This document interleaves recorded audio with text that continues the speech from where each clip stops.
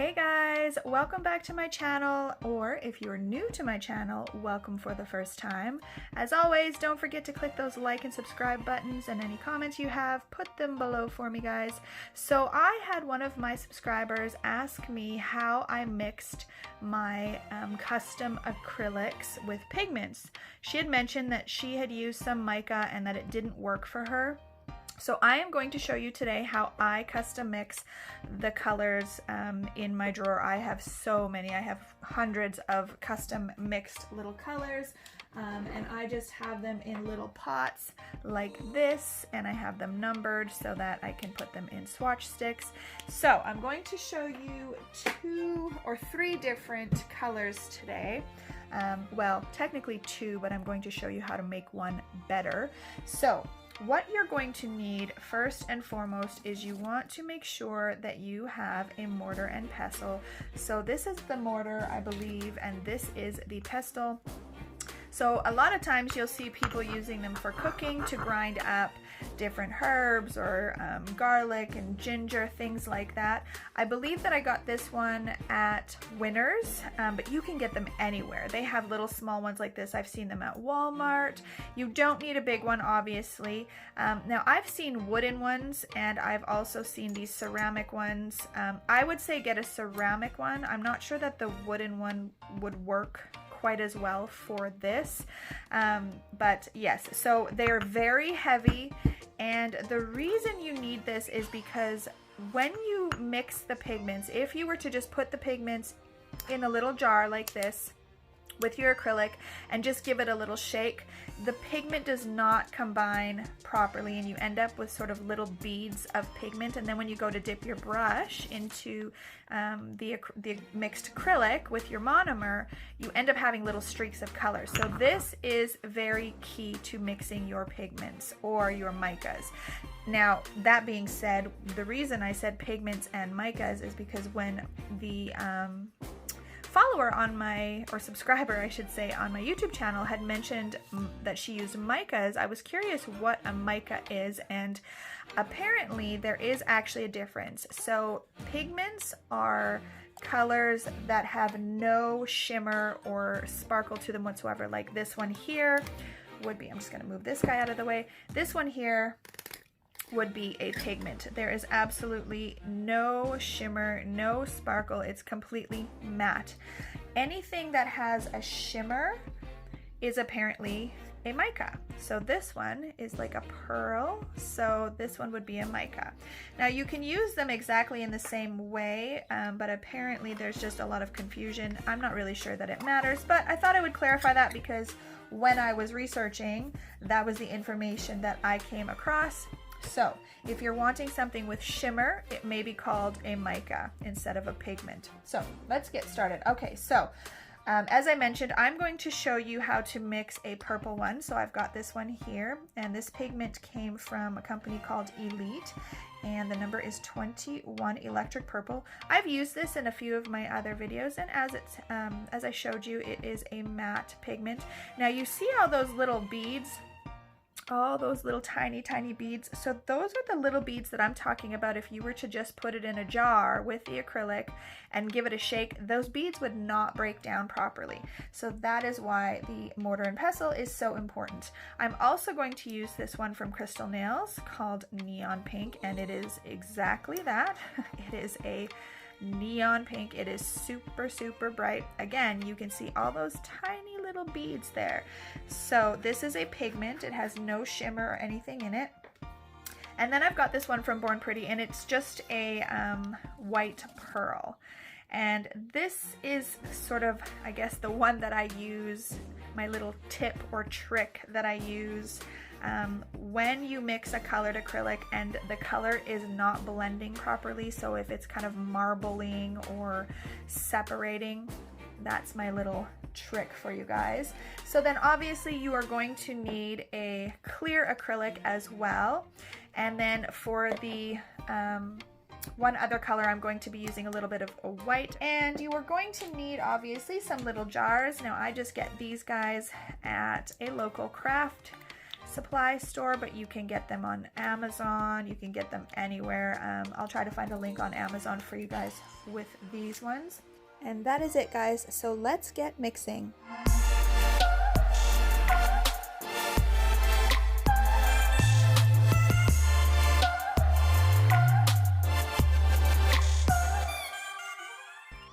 Now, if you want to be very particular with measurements, because you know that if you make a color, you're going to want to make it again and you want it to be the exact same, I would use measuring spoons. So I don't, because honestly, I just always wing it. So I usually just use a cuticle pusher like this, and this is kind of the scoop that I do. But yes, if you want to be more particular, I would say use some measuring spoons and then keep a note somewhere of your measurements so that you can make the same color again in the future. So we're going to start off with the purple one.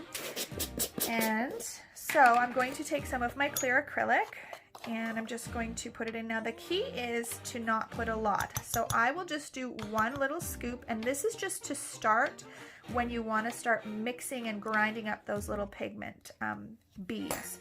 So then I'm going to, the reason that, sorry, let me just step back here, guys. So the reason that you don't put a lot of the clear acrylic in first is I have found in the past when I have done that, I'm like, okay, you know what, I want to mix 3 scoops because that's how much I want to make.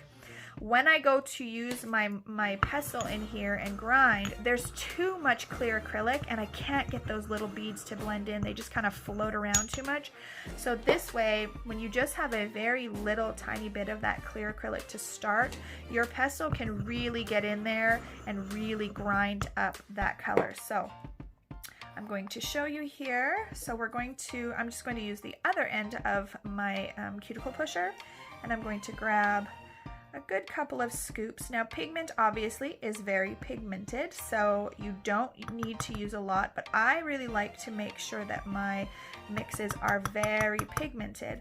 So I like to put about 4 little scoops like that. So as you can see, it is going to be quite pigmented. So even if you see right there, if it will focus, if you look along the side, do you see how there's all those little tiny beads of pigment? Now if we did not blend those and really grind those up, you would end up with a streaky acrylic when you go to apply it with your monomer.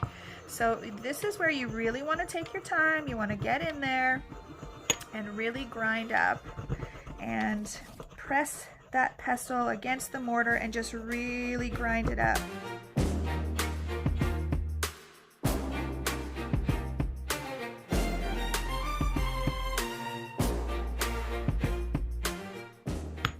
Take a peek and you can tap your mortar.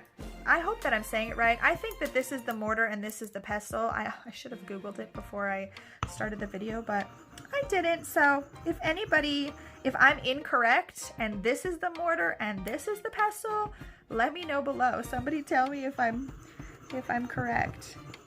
All right, so to me that looks very good. I think that's going to be mixed enough.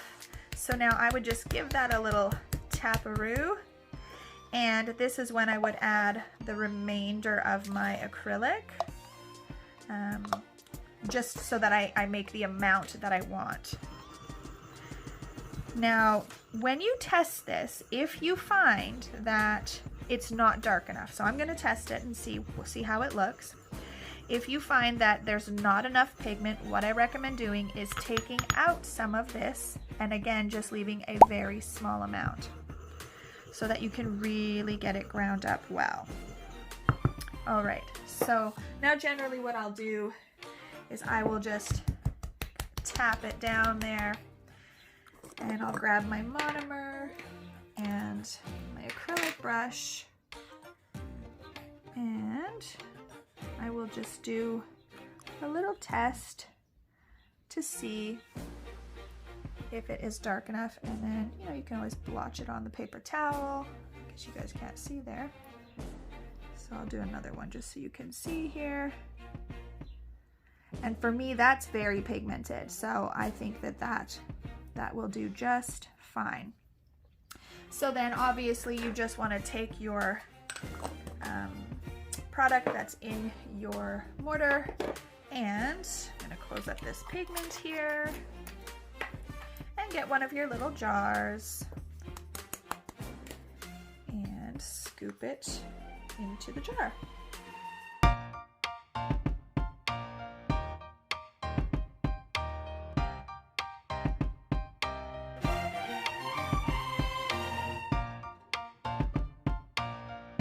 So what I'm going to do is just make a little swatch on my jar here, on my jar lid, so I know what color it is. And there, and as you can see, it's quite pigmented. All right, so now the next one I want to show you, I'm just going to clean out my little dish here. So the next one I want to show you is actually a pink. So anybody who works with acrylics knows that if you get like a light pink, even sometimes the brighter pinks, I have a ton of them from several different companies. What happens is when you dip your monomer, your brush, into the pink acrylic, it almost separates the white and the pink pigment. So you get this sort of marbled effect, and it's kind of a pain in the butt because when you're applying it on clients, you have to sort of almost like try to paint it on as opposed to building it like we normally would. So I'm going to show you a little trick to help with any of the colors that you mix and that happens. So if I was going to make a lighter pink, I would take some white acrylic and my pink pigment, and I would mix them just like I did with the purple. So I'm going to take some of my white. Again, I'll do 1 scoop to start. And then I'm going to take some of my pink pigment. And I'm going to scoop a good scoop of that in there because we're going to try to make this like a brighter pink. That should be enough. And then I'm going to go in with my pestle, like I said, and start breaking up those little beads. Again, you can see all those little tiny beads that are there that would just cause a bunch of streaking in our acrylic if we didn't get them blended up.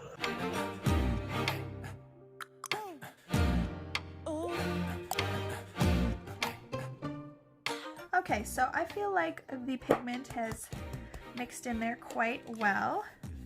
So I'm just going to grab some more of my white acrylic. I'm going to grab a couple of scoops. And again, go back in and give it another good mix.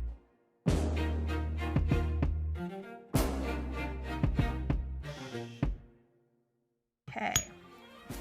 So now we're going to do our little test bead. So I've got my little jar here, and I'm just going to test the bead on top of the jar. All right, so I've got my monomer.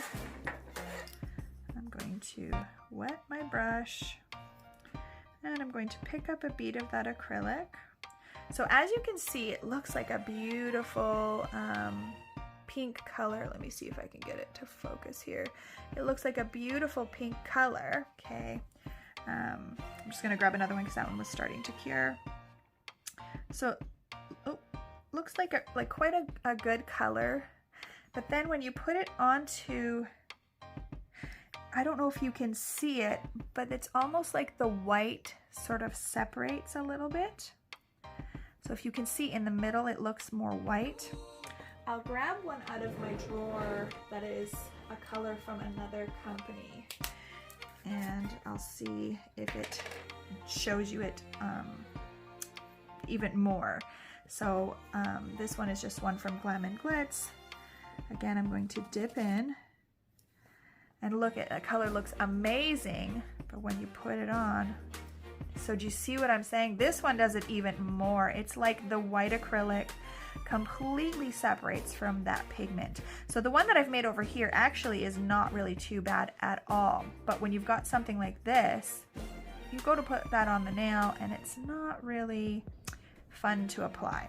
So the little trick that I have if you ever have something like that happen, is to add some shimmer.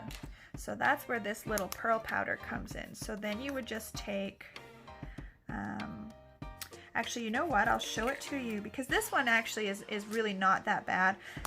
This pigment mixed in with that white quite well, but I do want to show you just how you can utilize something like that Glam and Glitz one where the pigment really separates. And if you really like that color but you hate how that color separates, so I'm going to take a little bit of that Glam and Glitz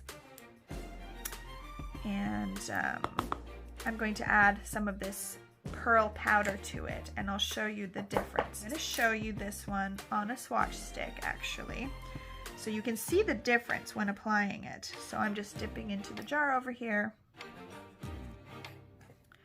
and I'll actually apply it on top. So clearly, like, you can see how much that color separates. So then generally what we have to do is kind of play with it a little bit, and we have to kind of paint it on like this, drag it through the nail, and just kind of muck around with it more than we would like to in order to kind of blend that color. And I'm not saying that there's anything wrong with the Glam and Glitz acrylics. I have a ton of them and use them. It's just that when it comes to this issue, it's sort of a pain in the butt when you're applying it on clients and, you know, wasting time kind of mucking about. Okay, so I've got that and I've had to blend it and mix it, and I'm just going to, again, I'm going to throw a little bead on top here just so you can see what I mean. Again, with that little bit of white that's sort of separated in the center. So now if you add some of this of a white chrome or a white pearl pigment like so, I find that it really helps with that sort of separating of color.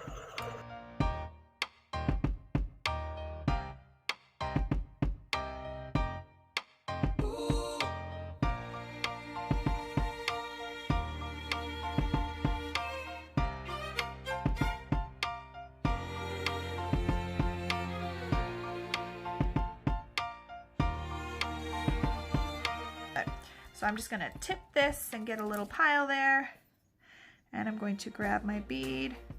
Now I'm going to place a bead, and you can see there is still a little bit of that white, but it is not as distinct. And when applying it, when you're kind of painting that color on, it just applies better, I find, with that shimmer. So, I mean, you still have to paint it on, but it just, you don't have as, I don't know, the white just seems to blend in a little bit more. And I mean, it does lighten the color up a little bit when you add that shimmer, but, so I'm just going to show you both of them here. So you can see that it does lighten the color up slightly when you add that shimmer, but if you look at the top of this one, there's still quite a bit of white that I was not able to blend in, and you could see that I was trying to do it, but just wouldn't blend in. This is more of a uniform, consistent color all the way through. I mean, it's a little transparent here because it's not thick enough there, but the color in itself is way more uniform. So that's a little trick that I use. If your pigments are not mixing properly, if you're getting some kind of separation, try adding a little bit of shimmer. Well guys, thanks again for watching another one of my videos. Here are some more examples of some custom colors that I have made for clients. And don't forget, if you have pre-mixed colored acrylics like the ones from Glam and Glitz, for example, you can mix those together as well with pigments or just with them themselves and custom make so many different colors. It's a great way to save money and you don't have to buy all of the colors in every single collection. I hope that you enjoyed this video. Please don't forget to like and subscribe and share this video with anyone that you think might like it. Any comments that you have, leave them below, and hopefully you got something out of this video and it helped you if you were struggling with mixing pigments. And as always guys, have an awesome day.